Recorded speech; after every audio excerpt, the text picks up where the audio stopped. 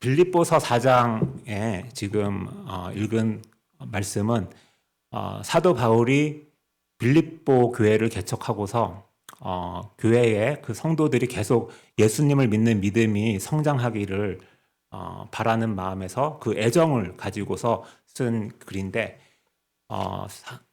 사도행전 16장에 나오듯이 사도 바울이 환상을 보고서 그 마케도니아에 가서 빌립보 교회를 세우고, 그리고 그 빌립보 교인들은 또 사도 바울이 전도 여행을 할 때 많은 재정적으로 도움을 줍니다. 그래서 사도 바울은 이 글을 쓸 때 사도 바울이 궁핍해서 이 글을 쓴 것이 아니라 어떻게 하나님의 은혜를 사도 바울이 받았고, 그리고 궁핍하든지 부유하든지 상관없이 사도 바울이 언제나 만족할 수 있는 그 비법을 배웠다고 얘기하면서 그 하나님의 은혜를 나누려고 지금 이 서신서를 쓰게 된 것입니다. 그래서 그 사도 바울이 쓴 이 서신서가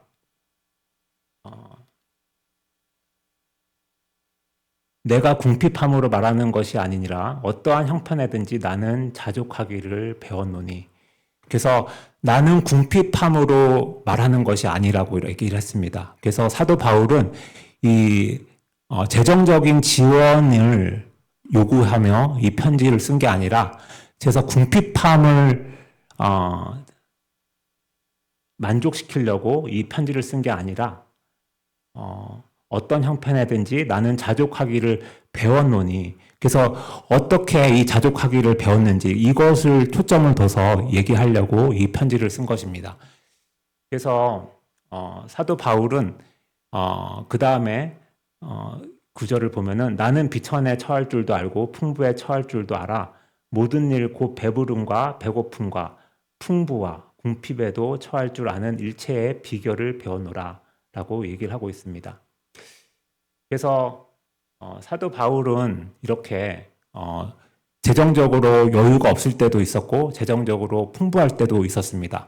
그렇지만은 이런 것들에 연연해하지 않고 이런 것들에 동요되지 않고 언제나 만족할 수 있었던 것은 그 배경이 있는데, 예수 그리스도 안에서 머물며 예수 그리스도의 안에서 믿음을 가지고 사역을 했기 때문입니다. 그래서 그 여기에 보면은 나는 비천에 처할 줄도 알고 풍부에 처할 줄도 알아. 그래서 여기서 말하는 풍부는 다른 사람보다 더 나은 형편에 있다는 얘기를 뜻합니다. 그래서 다른 사람들보다 못한 형편에 있던지 다른 사람들보다 더 나은 형편에 있던지 상관이 없이 그 만족을 할 수 있었고, 또 배부름과 배고픔과 풍부와 궁핍에 처할 줄도 아는 일체의 비결을 배웠노라고 얘기하고 있습니다. 그래서 여기서 배부름과 배고픔은 그 식량이 많았을 때나 뭐 식량이 적었을 때나 아니면 뭐 자원이 많았을 때나 부족했을 때나 상관없이, 그리고 또 풍부라는 또 단어가 나오는데 여기서 풍부는 부족하지 않고 충만한 상태입니다. 그래서 풍부한, 그래서 영어로 얘기하면 to abound라는 뜻입니다. 그래서 이렇게 물질적으로나 자원적으로 풍부할 때나, 그리고 그렇지 못할 때, 궁핍할 때도 만족할 수 있는, 여기서 처할 줄 아는 이라고 이렇게 단어를 썼는데 이것은 만족을 할 줄 아는 일체의 비결을 배웠다고 그렇게 얘기하고 있습니다. 그래서 환경에 상관없이 사도 바울은 만족했다는 얘기입니다. 그래서 기쁨과 행복의 차이를 여러분은 아십니까? 행복은 환경의 영향을 받아서 환경이 여건이 좋으면은, 그리고 환경이 우리에게 어떤 좋은 것을 주면은 우리가 기뻐하고 행복해하는 것이 행복인데, 기쁨은 이런 환경과 상관없이 우리가 언제나 기뻐하는 상태를 우리가 유지하는 것, 이것이 기쁨입니다. 그래서 우리가 다른 사람들한테 선물을 받거나 인정을 받거나 로또에 당첨됐거나 이런 것들을 우리가 경험했을 때 행복하다 그렇게 하지요. 그렇지만은 이런 것들이 사라졌을 때는 사람들이 행복감을 잃어버리고 또 오히려 공허함을 느끼고 슬퍼하고 이렇게 마음의 동요가 있다면 이것은 행복이 아닐 겁니다. 그래서 알코올 중독자들이 알코올이 있을 때, 술이 있을 때는 굉장히 술 마시고 세상을 다 가진 것처럼 행복해 하다가 그 다음날은 굉장히 비참해지는 그런 것들은 행복이 아니죠. 그렇지만은 우리가 그런 알코올이 있고 없고를 떠나서 그리고 어떤 물질적인 이득이 있고 없고를 떠나서 우리가 언제나 기뻐하는 마음을 가진다면 이것은 기쁨입니다. 그래서 기쁨과 행복은 이렇게 차이가 있습니다. 그래서 다윗 왕은 굉장히 공경에 처했을 때 그 자신의 아들 압살롬으로부터 그 왕위를 위협받고 아버지를 죽이려고 하는 그런 압살롬의 그 칼을 피해서 도망 다니고 있을 때 썼던 시편 23장의 그 여호와는 나의 목자이시니 내게 부족함이 없으리로다. 이렇게 사도 바울은 고백을 했습니다. 사도 바울의 이 고백은 상관이 없이 여건과 환경에 상관이 없이 언제나 주님 안에서 기뻐했기 때문에 나는 여호와 주님께서 항상 나에게 필요한 것들을 공급하시고 나를 가장 좋은 길로 인도하시니 내게 부족함이 없으리로다 이렇게 고백을 했던 겁니다. 이처럼 우리가 예수 그리스도 안에 있을 때 우리는 언제나 기뻐할 수 있는 힘이 있다는 것입니다.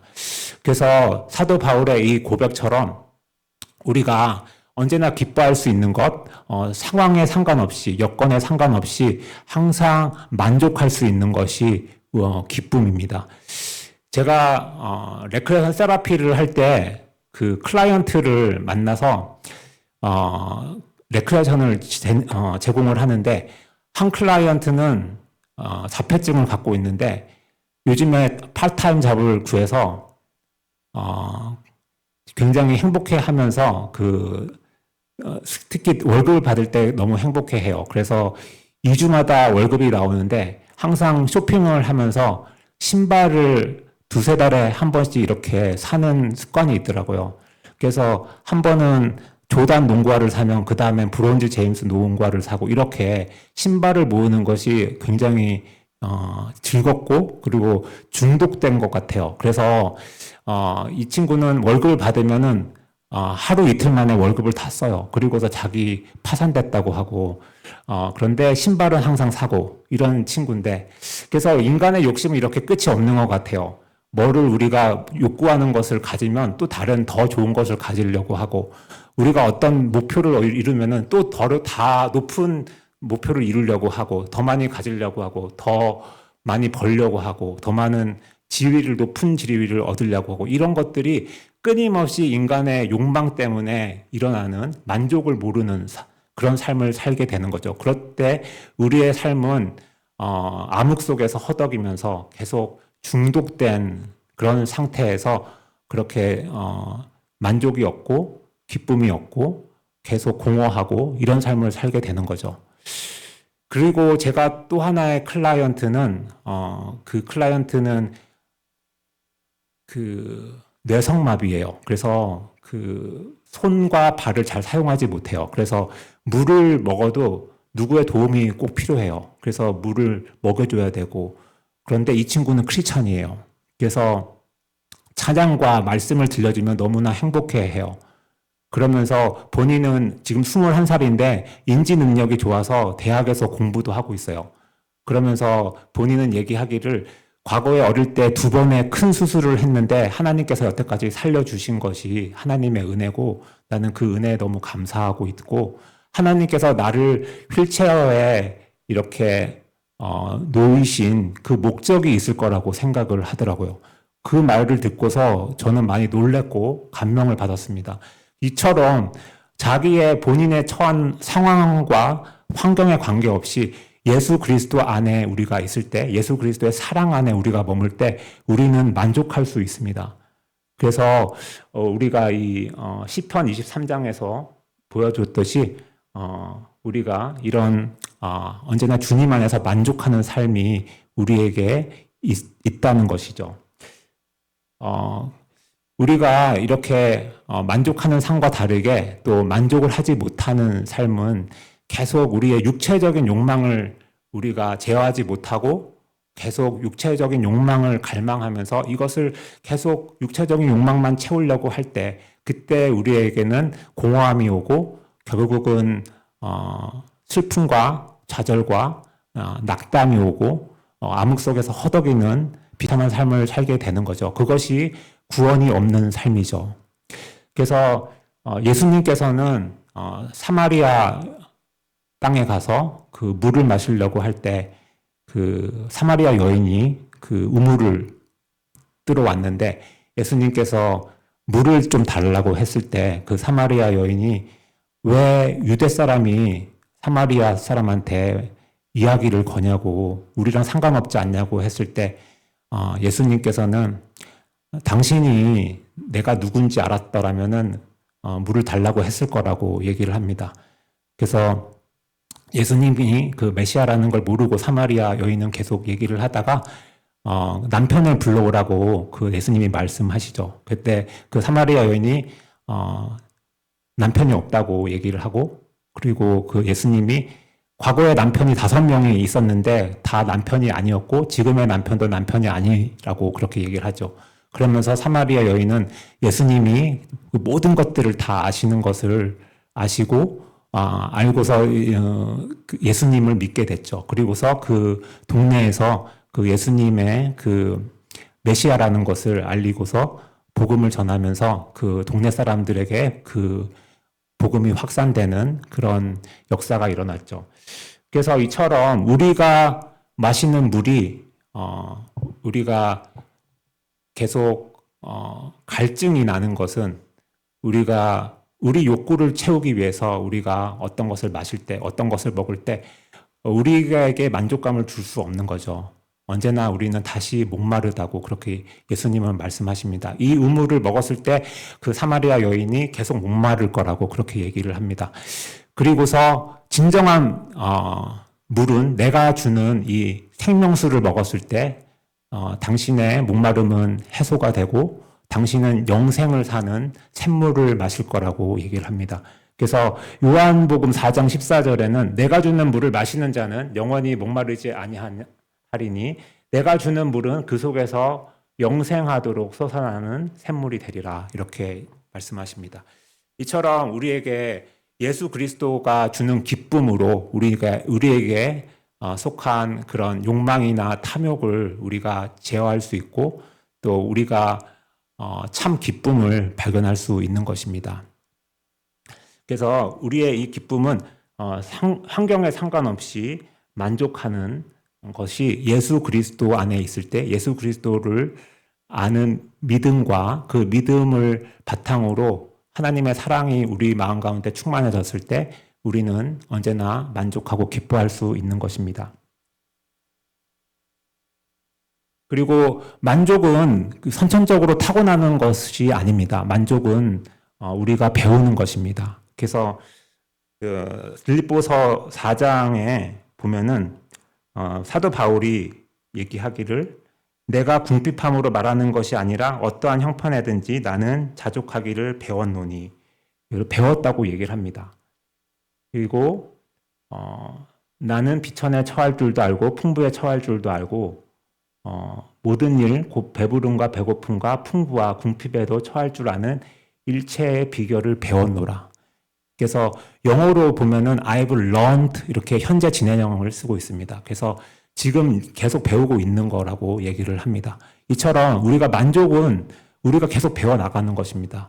근데 이 만족을 어떻게 배워나가는지 그것은 우리가 예수 그리스도 안에 우리가 있을 때 그리고 그 믿음을 우리가 발휘해서 살아갈 때 예수님의 사랑과 은혜를 충만하게 우리가 느끼고 경험할 때 그 만족을 우리가 강화시킬 수 있습니다. 히브리서 13장 5절에는 돈을 사랑하지 말고 있는 바를 족한 줄 알라. 그가 친히 말씀하시기를 내가 결코 너희를 버리지 아니하고 너희를 떠나지 아니하리라 하셨느니라 이렇게 말씀하고 있습니다. 그래서 이런 말씀이 주어지면은 우리가 실제로 이것을 실천을 하는 거예요. 그래서 돈을 사랑하지 말라고 했으니까 실제로 우리 삶에서 돈을 사랑하지 않겠다고 결심을 하고 행동을 하는 거죠. 그래서 그리고 우리가 가진 것을 가지고 족한 줄 알라고 했을 때 우리가 이것을 실제로 실천을 하는 거예요. 삶에서. 그래서 디모데 후서에서는 너희가 입을 것과 먹을 것이 있으면 만족하라고 하셨거든요. 그러면 우리가 그걸 실천을 해보는 거예요. 먹을 것과 입을 것이 있으면 나는 만족하다라고 생각을 하는 거죠. 그것이 하나님의 뜻이다라고 생각을 하는 거죠. 그래서 하나님의 뜻 안에 있으면 우리가 언제나 마음이 평안하고 또 기쁩니다.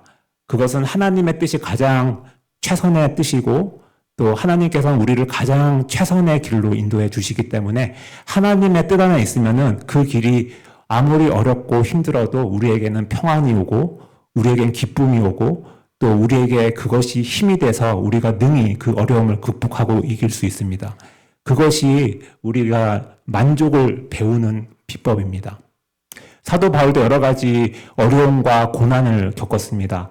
매에 맞기도 하고 또 감옥에 갇히기도 하고 또 여행 중에 그 선박이 파손이 되기도 하고 여러 가지 고난을 겪었지만은 이 모든 고난 가운데서 하나님께서는 역사하셨고 하나님께서는 사도 바울을 살려주셨고 위대한 그 복음을 전하는 일을 계속 하면서 하나님의 놀라운 역사가 펼쳐져 갔습니다. 이런 것을 통해서 사도 바울은 믿음이 점점 장성한 분량까지 자라났고 그 속에서 하나님의 사랑과 은혜가 충만해진 것입니다. 그렇기 때문에 그러나 사도 바울이 또 고백하기를 무엇이든지 내게 유익하던 것을 내가 그리스도를 위해 다 해로 여길 뿐더러. 그래서 사도 바울이 육체를 자랑하려면 그 누구에게도 뒤지지 않습니다. 사도 바울은 이스라엘 사람 중에서 이스라엘 사람, 유대인 중에서도 바리새인이고 율법에 정통한 사람이었고 누구보다도 하나님 뜻을 따르려고 했던 그런 하나님에 대한 열정이 있었던 사람인데 결국은 예수님을 알고서 이 모든 것들이 다 해로 여기면서 오물같이 버린다고 했습니다. 그리고서 그것은 예수 그리스도를 얻기 위해서 예수 그리스도 안에서 발견되기 위해서 그렇다고 했습니다. 여기서 봤을 때 그렇다면 우리의 인생에서 가장 중요한 것이 뭘까요? 예수 그리스도가 우리 인생에서 가장 중요하다는 것입니다. 예수 그리스도를 우리 인생에서 가장 우선시해야 된다는 것입니다. 거기에 모든 보물이 다 있다는 것입니다. 그래서 사도 바울의 이 고백은 놀랍습니다. 무엇이든지 내게 유익하던 것을 내가 그리스도를 위해서 다 해로 여길 뿐더러 이것을 다 오물같이 생각한다고 했습니다. 제가 일리노이에 있을 때 박사과정 공부하고 있었는데 그 유타주에서 교수님이 새로 임용을 하셔가지고 저희 부서에 오셨어요. 근데 그 교수님이 크리스찬이셨어요. 근데 일단 가족들이 다 못 오니까 일단 집도 봐야 되고 정착도 해야 되고 수업도 가르쳐야 되니까 먼저 혼자 오셨어요. 근데 같이 교회를 다니면서 성경 공부도 참여하고 또 교회 생활도 열심히 하셨어요.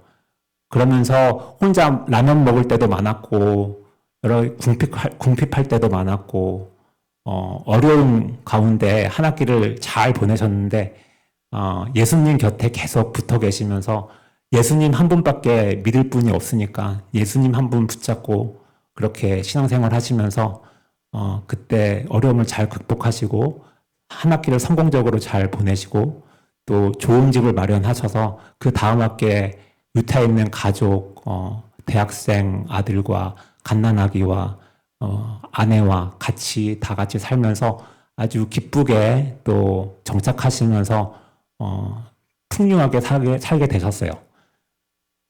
그러면서 했던 고백이 있습니다. 나는 첫 번째 학기 때 나 혼자 와서 여기서 정착하려고 예수님 한 분만 바라보고 그 신앙생활 했던 때가 너무나 은혜로웠다고. 그러면서 지금 가족들 다 오고 편안해지고 그러니까 신앙생활이 오히려 게을러지는 것 같다고 그렇게 말씀하시더라고요. 그 말씀을 듣고 되게 감명이 깊었습니다. 그래서 우리가 이처럼 예수 그리스도 안에서 모든 보물이 있습니다. 그 보물은 우리에게 주는 기쁨이고 평강입니다. 그것이 있을 때 우리에게는 만족감이 있습니다. 그 만족감은 어떤 세상적인 유혹에도 흔들리지 않고 어떤 세상적인 보기 좋은 것에도 부러워하지 않는 만족입니다. 그것은 우리에게 참 생명수와 같은 우리의 삶을 지탱하고 우리의 삶을 풍족하게 하고 우리를 기쁨으로 항상 인도하는 만족입니다. 그래서 우리는 이 만족을 배우는 것이 중요합니다. 그 만족을 어떻게 배우는지 그것은 우리가 하나님 말씀을 따라서 그것이 머리로 이해되진 않다 하더라도 그것을 정말 몸부림치면서 실천해 보려고 할 때, 그때 정말로 그것을 실천했을 때, 그때 하나님의 놀라운 역사가 여러분 삶에 펼쳐집니다. 그때 하나님의 사랑이 여러분 마음 가운데 가득 부어집니다. 거기서 그 어떤 것도 예수 그리스도와 비교해서 견줄 수 없는 것이라는 것을 발견하며 예수님 한 분으로 충분하다라고 그렇게 생각을 할 때, 그때 진정한 기쁨과 만족이 찾아오는 것입니다. 그때 어떤 세상적인 그런 성공이나 세상적인 유혹에 흔들리지 않고 우리가 예수 그리스도의 사랑 안에 그 기반을 두고 우리가 언제나 요동하지 않는 만족을 가질 수 있는 것입니다. 그래서 우리가 그 예수님 안에서 우리 만족을 가질 때 이것은 우리의 능력이 됩니다. 그래서 우리가 예수님 안에서 기뻐하고 만족할 때는 하나님께 우리가 하나님의 능력과 힘으로 우리가 하나님의 뜻을 이루게 되기 때문에 그 하나님의 능력을 우리가 보여줄 수 있게 되고 하나님의 영광을 우리가 높일 수 있는 것입니다. 그래서 다니엘서의 3장에 보면은 그 느부갓네살 바벨론 왕이 다니엘을 포함해서 3명의 소년을 가지고 데리고 와서 훈련을 시키고 교육을 시키려고 했을 때 그때 금신상을 만들어서 모든 백성들이 그 금신상에 다 절을 하게끔 했는데 이 세 소년 메삭과 그다음에 아브넷고 그리고 또 하나 사드락 이 세 사람이 그 절을 하지 않겠다고 했습니다. 그러면서 내가 섬기는 사람은 오직 하나님 여호와 하나님밖에 없다고 하면서 그 금신상에 절을 할 수 없다고 그렇게 왕한테 얘기하면서 그 왕은 노해가지고 너가 절을 하지 않으면 풀무불에 던져질 거라고 그러면서 그렇게 위협을 했을 때 그 세 소년이 한 얘기가 있습니다. 그래서 나는 여호와 하나님 한 분만 섬겨서 금신상에 절할 수 없고 그리고 풀무불에 던져질지라도 하나님께서는 우리들을 구하실 거고 그리고 왕 손에서도 우리를 구하실 거라고 그렇게 얘기를 합니다. 그랬더니 왕이 진짜로 그 세 소년을 풀무불에 던져 버립니다. 그리고서 그 세 소년이 이제 죽을 것을 예상을 했는데 하나도 머리카락 하나도 타지 않고 옷 하나 타지 않고 아무것도 해를 입지 않고 그대로 나오게 됩니다. 그러면서 그 느부갓네살 왕이 이들을 세 소년을 그 바벨론에서 굉장히 높이고 또 여호와 하나님을 거역하는 사람들을 처형하고 이런 하나님의 놀라운 역사가 일어납니다.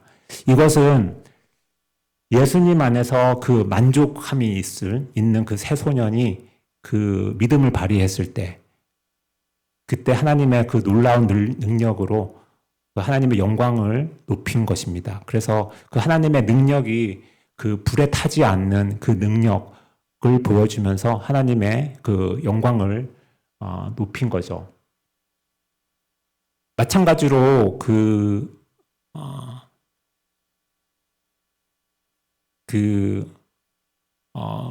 사도 바울도 그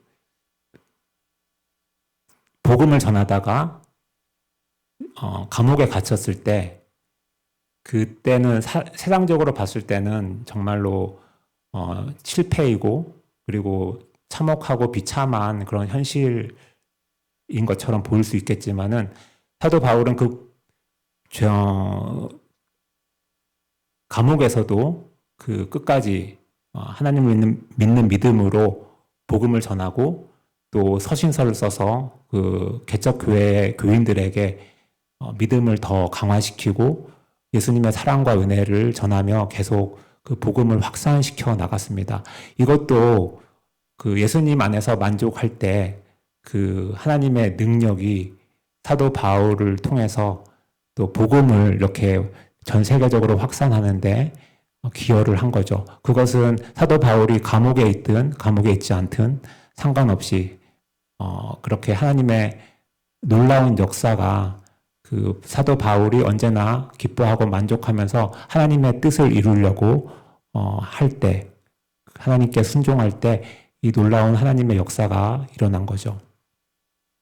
그래서 사도 바울이 이렇게 고백한 데는 또 사도 바울이 몸에 가시가 있어서 하나님께 3번 기도를 하면서 이 사탄의 그 가시를 빼달라고 하나님께 기도를 드리죠. 그런데 하나님께서는 그 가시를 빼주시지 않습니다. 그러면서 너 은혜가 내게 족하도다. 내 능력이 너의 약한 가운데 온전해진다고 그렇게 하나님이 말씀하십니다. 그러면서 사도 바울이 고백하기를 그러므로 내가 그리스도를 위하여 약한 것들과 능력과 궁핍과 박해와 공고를 기뻐하노니 이는 내가 약한 그때의 강함이라 라고 그렇게 얘기를 했습니다. 고린도 후서 12장 10절입니다. 그래서 여기서 그 본문에서 보는 우리 내게 능력 주시는 자 안에서 내가 모든 것을 할 수 있느니라 이렇게 고백한 것은 사도 바울이 만족한 그 상태에서 하나님에 대한 그 사랑과 그리고 하나님 안에 거할 때 그 기쁨이 충만해서 그 모든 것들을 예수 그리스도 안에서 할 수 있다는 그 고백을 한 겁니다. 이것은 사도 바울의 노력과 능력으로 하는 것이 아니라 하나님의 능력으로 모든 것을 할 수 있다는 것입니다. 이때 상황에서는 스토아 학파라는 철학이 굉장히 팽배해하고 있어서 자기 절제가 중요시 됐고 금욕이 중요시 됐고 자기 노력으로 절제해서 어떤 것을 이루고 이런 것을 되게 중요시했던 상황인데 사도 바울은 여기서 그런 자기 노력과 나의 능력이 아니라 하나님의 능력 안에 하나님께서 나에게 불러주신 그 길을 갈 때 나의 소명을 다 하게끔 하나님께서는 나에게 모든 것을 다 할 수 있게 능력을 주신다고 이렇게 고백하는 것입니다. 그래서 우리가 이렇게 정말 철저하게 우리가 하나님 한 분으로 족합니다. 나는 하나님 한 분이면은 충분합니다. 라고 고백하며 하나님의 능력과 하나님의 힘에 의지하고 우리의 노력과 우리의 능력이 아니라 하나님의 능력과 하나님의 힘에 의지해서 우리가 나갈 때 하나님께서는 하나님이 뜻하시는 그 목적을 이루십니다. 그것이 하나님을 가장 영광스럽게 하는 길입니다. 그것이 우리에게 참 기쁨이 오는 것입니다. 그래서 하나님의 뜻 안에 있으면은 우리는 하나님의 능력과 하나님의 힘으로 우리가 하나님을 의지할 때 하나님께서는 우리에게 능력을 주셔서 하나님께서 뜻하시는 그 길을 가게 하시고 또 하나님께서 뜻하시는 그 소명을 이루게끔 하시는 것입니다. 그래서 우리가 이렇게 요즘 세상에 점점 많은 것을 가지려고 하고 많은 것을 얻으려고 하고 또 많은 것을 이루려고 하고 이런 것에 중독이 돼서 사는 사람들이 많은데 여기에는 참 기쁨이 없습니다. 참 만족이 없습니다. 계속 허무함만 남고 공허함만 남고 또 이런 것들을 계속 진행할 때 건강이 악화되고 수명을 단축시킵니다. 하지만은 우리가 만족함을 갖는 것은 이만큼 세상에서 굉장히 중요한 것입니다. 사도 바울은 부유할 때도 어떻게 처할 줄 알았다는 것은 사도 바울이 재정이 넉넉했을 때는 또 다른 어려운 사람을 도와주기도 하고 또 좋은 일에 하나님이 뜻하시는 일에 그 재정을 쓰면서 또 하나님의 영광을 나타내고 또 그로 인해서 또 사도 바울이 귀하게 여김을 받고 그러면서 또 같이 사역을 동역하기도 하면서 이렇게 기쁨이 배가 되는 삶을 살았던 것입니다. 그렇기 때문에 부유할 때도 사도 바울은 교만하지 않고 겸손한 마음으로 하나님의 뜻을 따라서 그 재정을 잘 쓸 수 있었다는 것입니다. 사도 바울은 궁핍할 때도 낙망하지 않고 오히려 하나님을 믿고 의지하며 하나님의 때에 하나님께서 공급하시는 것을 믿기 때문에 그 순간이 어렵고 힘든 상황이겠지만은 결코 어렵다고 생각하지 않고 하나님의 그 계획과 하나님의 뜻을 믿으며 하나님의 약속을 믿으며 사도 바울이 나갔기 때문에 궁핍한 상황에서도 낙담하지 않고 기쁨을 가졌던 것입니다. 그래서 우리가 이렇게 환경에 영향을 받지 않고 언제나 예수 그리스도 안에 우리의 그 정체성을 못 받고 우리의 소망을 예수 그리스도의 사랑에 근거를 해서 우리가 나아가며 언제나 만족감을 갖고 기쁨을 갖고 하나님의 영광이 되는 삶을 사는 저와 여러분이 되시길 예수 그리스도의 이름으로 축원합니다.